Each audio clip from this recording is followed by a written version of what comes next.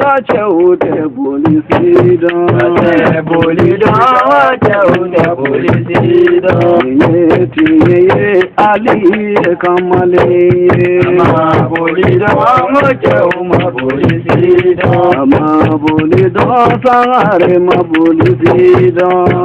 Bolida, Chaude Bolisida, Yorola, Ali Bolisida, Bolida, Chaude Bolisida, Wana Kitila,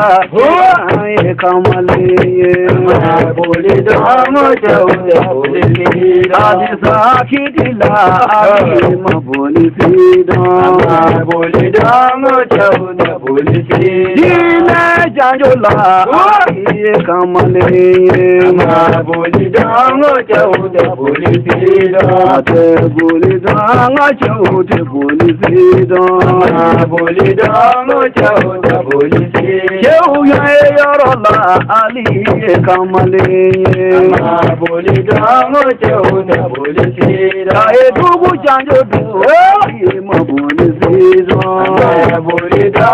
Chaude Bolisida, Edubu Janjodu, Kamale, Bolida, Chaude Bolisida, Yorola, Sare, Bolida, Chaude Bolisida, Wana Kitila, Sangare Kandi, Bolida, Chaude Bolisida, Bolida, Ali Bolisida, Bolida, Chaude Bolisida, Bawa Wulude, Manja, Bolida, Ali Kamale, Bamagosila, Ali Kamale, Bolida, Chaude Bolisida, Mordo Gafa, Ali Kamale, Bolida, Chaude Bolisida, Morula Gafa, Ali Manja, Bolida, Chaude Bolisida, Wajulu Keneka, Ali Kandi, Bolida, Chaude Bolisida, Wajulu Donina, Ali Manja, Bolida, Chaude Bolisida, Jine Polo Manati, Ali, Bolida, Chaude Bolisida, Bolida, Chaude Bolisida, Bolida, Chaude Bolisida, Alutoro Keneka, Ali Kandi, Bolida, Chaude Bolisida, Yorola, Kandi, Bolida, Chaude Bolisida, Moridu Sona, Ali Kandi, Bolida, Chaude Bolisida, Soma de Usona, Ali Kandi, Bolida, Chaude Bolisida, Bajiriba, Ali Kandi, Bolida, Chaude Bolisida, Loila Janjodo, Ali Bolisida, Chaude Bolisida, Bubu Keneka, Ali Kandi, Bolida, Chaude Bolisida, Oka Janjodo, Ali Kandi, Bolida, Chaude Bolisida, Mangoro Janjodo, Ali Bolidoma, Bolida,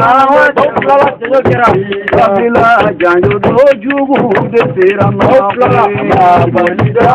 Chaude Bolisida, Koko Alimani Chinde Mogoyene, Bolida,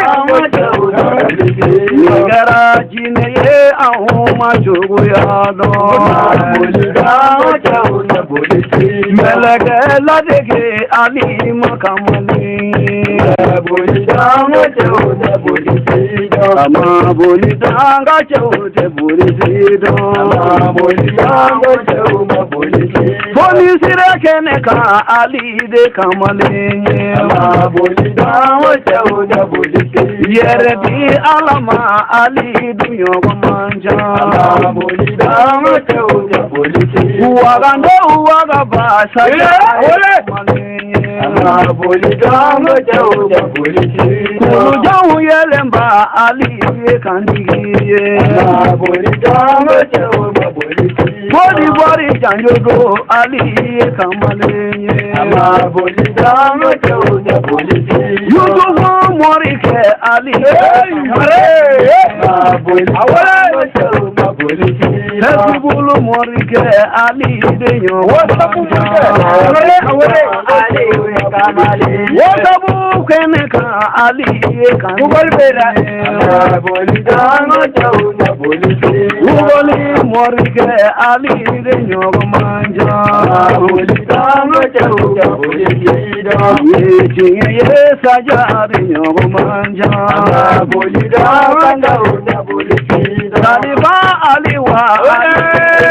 manja boli dama chauda boli dila koro morike jeda e kamale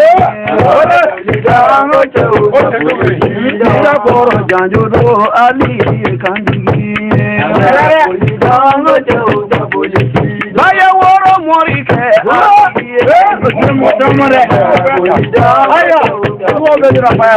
ya da baba ali kamale ma boli dama chauda boli ma boli dama chauda boli ali kamale ma boli eche uma boli boli ma boli ate boli dama chauda boli dama chauda boli chauda boli dama chauda boli